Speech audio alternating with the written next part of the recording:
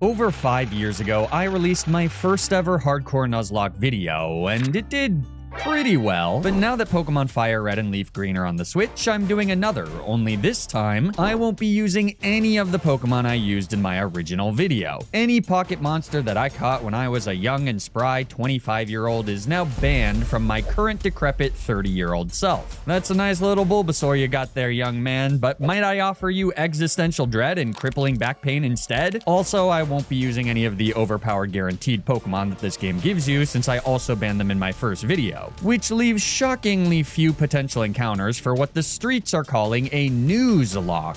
Not to be confused with a Nude-lock, which is very different and gets you put on a list. So with Bulbasaur off limits, I'm forced to pick between the two Balds. Welcome to the Team Blue. Of course, that means my rival, Mr. Mike Euliter, takes Bulbasaur, so I'll be forced to play a shadow of my past self for this entire playthrough. No problem for now, Blue effortlessly comes out on top after some truly sensational gameplay. What a way to hook a new player and show how captivating Pokemon battles can be. Now, past Flygon, PF for short, managed to gobble up all the possible encounters before Brock, with one notable and oft-forgotten exception. Nary a plushie exists of this creature, a Pokemon so rare that it takes a unique and special challenge such as this for most players to even remember its existence. From the deep recesses of the Gen 1 Pokedex, I get my second teammate, Yellow the Pikachu. Guys, was that a good joke? Let me know using this QR code and you could earn thousands of dollars if you also go to work and get paid by your employer. This isn't the anime, so Yellow is useless against Brock's rock types, but I don't even bother leveling up Blue to the level cap before bubbling down his Pokemon for an easy first gym badge. So with the new level cap, Blue gains a penchant for war, and we make our way to the grass of Route 3, where I snag Giovanni the Nidoran. You know, now that I think about it, it's kind of crazy that they gave the head of the region's crime syndicate an Italian name. It's even crazier when you find out that canonically, his full name is Giovanni di Mabosa. In the damp tunnels of Mount Moon, I catch Cassandra the Paris, though he is but one of the mountain's many treasures, as I also pick up a Moonstone and a Dome Fossil before swiftly arriving in Cerulean City. I've got an appointment with the second gym leader Misty, but with Yellow the Pikachu, there's absolutely nothing her water types can do to stop us. Psych! Pikachu, as it turns out, is a horrible Pokemon. Hits with the force of a three-legged puppy named Mitch and has the constitution of tapioca pudding. Yellow manages to take out Staryu, but has zero business staying in against Misty's ace, so now it's all up to Blue. He tanks a series of Swifts as he delivers super effective bite after super effective bite. With a heal, Misty gains the quick upper hand, and though our little turtle can chomp the Sea Star down into the red for a second time, it's Cassandra, by way of Giovanni, who comes in on a water pulse, eats one last Swift, and seizes victory with a 20 base power leech life. Man, kids these days have it so easy with their 80 base power leech lives and their buffed Pikachus, and their Golbats that don't try to evolve after every level, even though the game blocks the evolution until you get the national dex. We used to play real games. For men. You tell him, Flygon! Thanks. What are you doing here, Garchomp FJ? Well, look, I'm just gonna be honest. People are talking, and there's a rumor that you're trying to quietly phase me out of the content. Like I've barely been in any of the recent sponsorship segues. What? That's not true. You were just in the last Arena Club one, which happens to also be the sponsor of this video as well. Yeah, but it just feels like I'm less important to you now. I was actually talking to my mom about it, and Wait, no, you don't have a mom. You were birthed from my mind fully formed, not unlike the goddess Athena, who was Zeus's progeny alone. Actually, I'm pretty sure Athena did have a mom. Zeus consumed her when she was pregnant with this is too many Athena. side tangents. The point is that you and I are inextricably linked. There's no Flygon HG without a Garchomp FJ. And as my content evolves, there may be periods where you're less involved, but you're never going away forever. The potential merchandising opportunities alone would make that fiscally irresponsible. Thanks, man. You really don't know how much I needed that today. Of course, buddy. I'm always here for you. So, do you think that now I can do that sponsorship segment? Well, not just yet, because I do have one more question for you. Do you know where I can rip slab packs and score real graded Pokemon cards? Why, yes. Yes, I do. Arena Club is an online marketplace where you can buy digital packs of quality graded trading cards starting at just $25. But just to be clear, even though you're ripping digital packs, the cards are 100% real. There's no NFTs here. Any card you want to keep, like I did with this special illustration Venusaur EX, you can ship directly to your house. The entire point of Arena Club is to streamline the process of TCG collection while still maintaining the thrill of ripping packs and seeing what's inside. Every card you pull is stored in your personal showroom where you can trade and sell with other users, or you can always just sell the card right back to Arena Club instead. What's really important to me is that Arena Club is transparent about what's in their slab packs and the odds of pulling different cards so that you can make an informed decision for yourself about whether each slab is worth your money. And they're always dropping limited specialty packs that you can keep an eye out for as well. Ultimately, it's a fun experience, and you can try it out for yourself with 20% off your first slab pack or card by heading to arenaclub.com/Flygon and popping in the code FLYGON. Thanks so much to Arena Club for sponsoring this video. Now, let's get back to the challenge. After a short trip to Vermilion City, I head due east to Route 11 where I catch a Spearow. Now, PF already used a Spearow, but I can still use this little pigeon to trade for the best flying type in the game. Courtesy of Elisa, Chiding joins the team, stick in wing, and ready to deal devastating damage with his powerful stab attacks like Peck and Fury attack. What, you think you're better than me? I Listen, you don't know who you're messing with, kid. You watch that mouth of yours, or next thing you know, I'll be jamming this stick here and there so hard that it'll come out where the sun don't shine. We clear? Yes, sorry, Chiding. Well, welcome to the team. Well, from here, Cass and Geo both evolve, and particularly the latter, with his secondary ground type, makes Lieutenant Surge a walk in the park. Dig one-shots Voltorb, Horn Attack pops Pikachu like a balloon, and Thrash secures the 2-hit KO on Raichu, who shockingly chooses to use Quick Attack instead of setting up Double Team. A Christmas miracle, as it allows for a speedy victory against a foe that can otherwise be incredibly frustrating. In Rock Tunnel, I can catch Brock the Onix, who will have the shortest of tenures on the team, because as soon as we arrive in Celadon City, I head to the game corner and purchase a wildly underpriced Abra. Sabrina swiftly evolves into the speedy powerhouse Kadabra, and since none of my friends can afford to purchase Pokemon FireRed or Leaf Green for the Nintendo Switch, a Kadabra he will stay. But that reminds me, I really gotta do something about Yellow. She's easily the team's weakest link, and I know just what to do. Hey, Pikachu! Wanna go for a walk in the woods? It'll be fun! Yeah, it sure is nice out here. No one for miles. Go ahead. I'm just, tying my shoe here.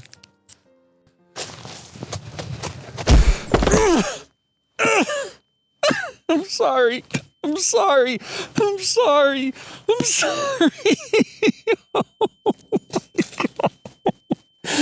my God. What have I done? The fourth gym leader is Erica, but she's no match for Sabrina. Psybeam one-shots Victory Bell, one-shots Tangela, and though Vileplume manages to survive, all she does is rip a stun spore that gets instantly healed with our held Cherry Berry. So Erica's final Pokemon falls, and we've unlocked the largest level cap jump in the franchise. Both Koga and Sabrina sit at level 43, though there's much to do before then. First is the raid on Rocket Hideout, featuring my favorite NPC in Pokemon history, this rocket grunt who drops the lift key. Oh no, I dropped the lift key! Are you gonna pick it up? What are you talking about? You can just pick it up, it's right by your feet. You sound like a crazy person. Okay. Hey! What the hell are you doing? I'm picking up the key. You can't do that. It's mine. Stop! Stop! Hey, stop! Please, no, stop! You know, one day, far from now, I'll be gone, and you'll be an old man at your deathbed. You'll be surrounded by family, loved ones, children, grandchildren. You'll think back on your life all the decisions that got you to that moment. And as your eyes close for the final time, you'll think you've lived a good life. That you were a loving husband, a loyal friend, a caring father. And in that moment, you'll be ready to die. But then, suddenly, right as it all goes black, you'll see my face. You'll remember what you did today. And in your heart, you'll know that it was all a lie. That everything you ever had, everything you built, was because of a lie. Because you stole it. You will realize that you are nothing more than a spineless worm who takes and takes. And then you will die. And for the rest of time, you will be haunted. Keep the key, man. I pity you for what you just did. After defeating the Italian stereotype, completely risklessly I might add, we head to the Pokemon Tower in Lavender Town where I catch Molly the Cubone, who swiftly evolves into a Marowak. Blue also evolves into his double-barreled final form, and then in the Saffron City Dojo, I snag Bruno the Hitmonlee, which means that I need to make the tough call to bench Chiding. But since it's for the greater good of the team, I'm sure he'll understand. Meechum, do it. And make sure it hurts. I want to see him bleed. The final task to complete before facing off against the two level 43 gym leaders is to clear through Silphco, and here we have the first potentially challenging fight against our rival Max. But the good news is that Yellow squares off against his first two Pokemon exceptionally well. Pidgeot does a bit of damage with Quick Attack before falling to a Thunderbolt, and Gyarados easily gets sniped by a second. Against Growlithe, I elect to stay in and take a third KO, or rather, Growlithe takes himself out with Takedown Recoil. Going out on his own terms, you gotta respect it. Alakazam is Max's 5th Pokemon, but Yellow still isn't in any danger. At this level, his only attacking move is Future Sight, and after our 4th Thunderbolt, Max elects for a somewhat scary Calm Mind, though fortunately it's not enough for a 5th Thunderbolt to score the KO. That just leaves Max's Venusaur, so it's off to Sabrina on a sleep powder, which I'm not particularly prepared for. My team is stupidly lacking a grass-type resistance, so my best bet is Giovanni, who comes in on a Razor Leaf. Unfortunately, the king doesn't have any real way to damage Venusaur, as our Horn Attack does just a bit of chip before he too falls asleep. Suddenly, my only option is the newest member of the team, who switches in on a whiffed Razor Leaf. Bruno only knows fighting-type moves, but even resisted High Jump Kick, which is nerfed in this game by the way, does solid damage as Venusaur remains on the offensive with another Razor Leaf. Wanting to avoid a miss, I switch to the weaker Brick Break, which leaves Venusaur in the red. A foolish and overly safe play as Max puts my 3rd Pokemon to sleep. With our foe now definitely in overgrow range, there's only one hope for us. Bruno needs an early wake up. He's forced to stay asleep for his first turn, but if he can wake up on the 2nd, deathless victory is ours. Though sadly, the scales of fate, as if pressed down by an external force, don't even give Bruno the chance. A critical hit Razor Leaf kills my newest teammate, and I feel a deep shame for being so underprepared for this fight. I bring in our team leader to wash away the sins of my mistake, but the damage is done. We've witnessed the first death of the run. Bruno's early retirement means that we've got an open team slot, so I bring in Well, look who's come crawling back. Let that be a lesson to you, boy. You show me the respect I deserve and everything goes fine. But you cast me aside, throw me in the box, and well, the Kanto Funeral Home gets to line its pockets some more, capiche? Yes, sir. Won't happen again, I promise. Good, now look away. I need to make a ruddy poo in this perfectly nice patch of grass. After once again using Giovanni to thwart Giovanni, the Silphco is safe, and I'm free to challenge Koga for the 5th gym badge. His poison types are theoretically no match for Sabrina's Psychics, though Muck is actually bulky enough to survive a single hit, and with a Minimize, things get a touch scary for my physically frail magician. So all he can do is burn Koga's Hyper Potions before I bring in Molly, who miraculously hits through Minimize to take the immediate KO with a Bone Meringue. 10 out of 10 pun, Game Freak was cooking with that one. Literally! Against Koga's 2nd Coughing, I make a risky switch to Sabrina and go unpunished as a Sludge does not get a critical hit, ensuring that we can now slice through the rest of our foe's team like a pair of perfectly cooked fish fillets. So now it's Sabrina time, the gym leader, not the Kadabra. Though she does have a Kadabra.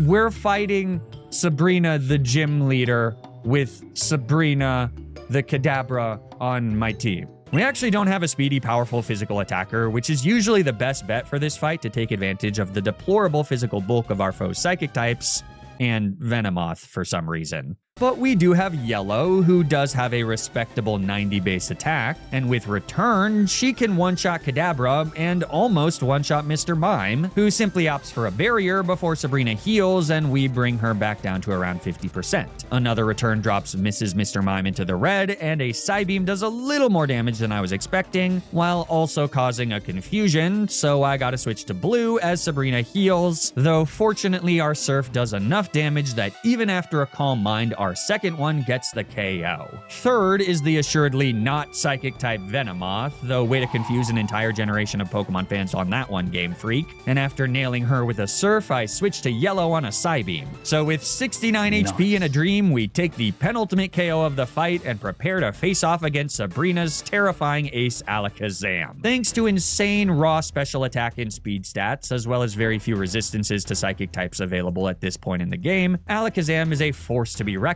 with, especially if he gets off a Calm Mind. This is probably Fire Red and Leaf Green's single scariest threat, though it's not quite as dreadful as it seems on paper. See, Sabrina's Alakazam has 0 IVs, which for the uninitiated are individual values that can range from 0 to 31. These values are inherent to each individual Pokemon and further alter their stats. Sabrina's Alakazam also has an Adamant nature, which boosts his attack stat and lowers his special attack stat. So combined, these two facts mean that his Psychics are the weakest possible Psychics that an Alakazam can use. And he's also significantly slower than you might expect. Meanwhile, with 5 gym badges, my Pokemon all gain a 10% badge boost to their attack, defense, and speed. So even a Pokemon like Raichu with base 100 speed has very little trouble outpacing Sabrina's ace. And even at just 69 HP, Alakazam doesn't see a kill with Psychic, which means that after we rip a powerful physical return, our foe chooses to go for a Calm Mind, so Yellow is safe from a potential critical hit and free to take the KO on the very next turn.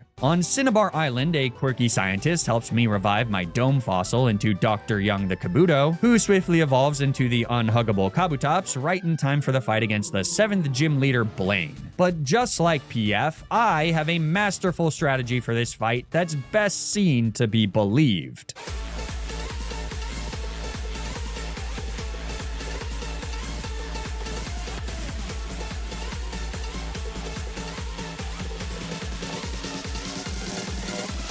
Now, eagle-eyed viewers may have noticed that I actually fought 2 gym leaders in that little montage. So that means that we've got all 8 gym badges, and after just a little bit more spelunking, we've made it to the Indigo Plateau where the Pokemon League awaits. My final team is Blue, Yellow, Giovanni, Sabrina, Chiding, so I'm not shot in some back alley of Saffron City on my way home from the grocery store, and Dr. Young. Let's see if they've got what it takes. Oh, the suspense is killing me! Some real underdogs you got there! Dude, what? After the heart-to-heart? Really?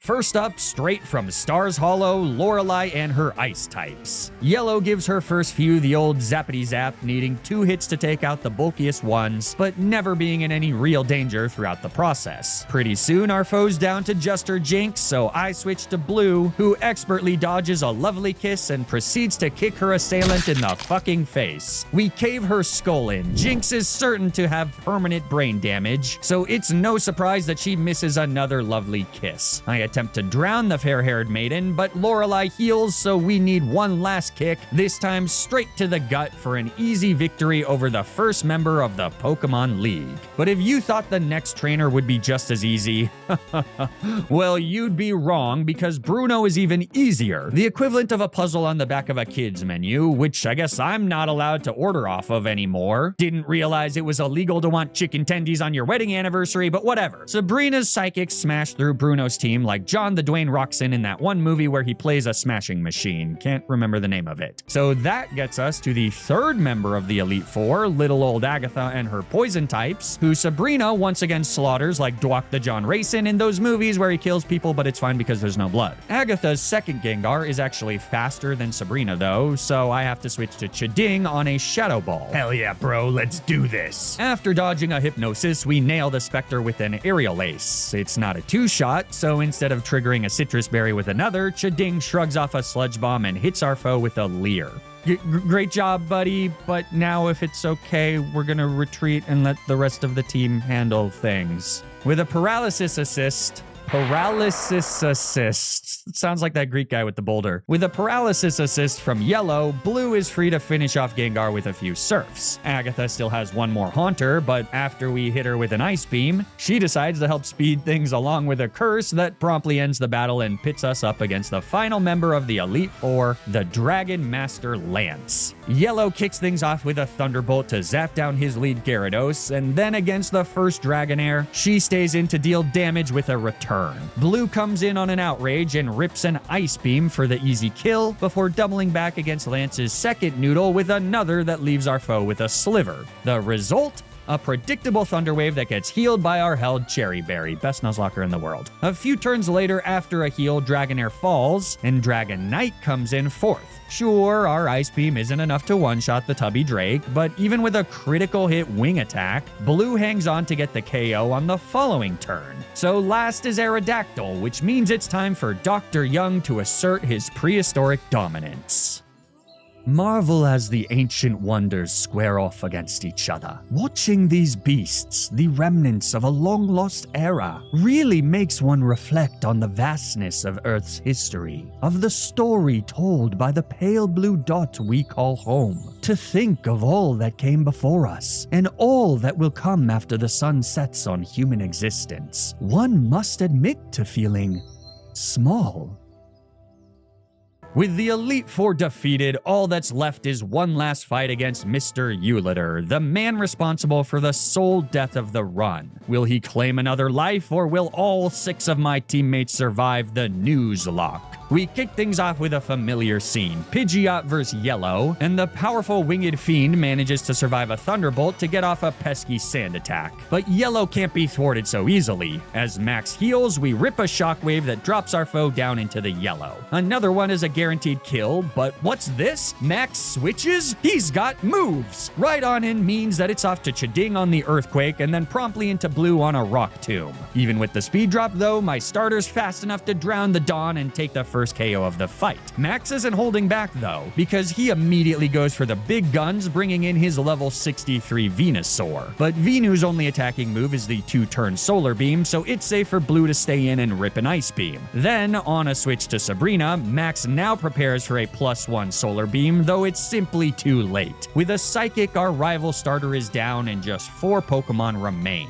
Gyarados is next, so Yellow comes in on a massive Thrash, but it simply ain't enough. One Thunderbolt later and we're back to the matchup against Pidgeot, who we obviously also snipe from the sky with a powerful Jolt of Electricity. Alakazam is Max's penultimate Pokemon, and fearing a Calm Mind, we need to stay in. A Return does good damage, but then Yellow gets nailed by a Psychic. Her HP drops, each tick bringing her closer to death. Until it stops. With 14 HP, Yellow survives. A second return fueled by our friendship puts the Spoonenthusiast in the ground, and all that remains is Max's Arcanine. But Dr. Young scoffs at the Pooch's pitiful attempts at damage, a Mudshot grants us the speed advantage, and with a single Rock Slide, we've seized the final KO, winning us not just the battle against Max, but the entire run.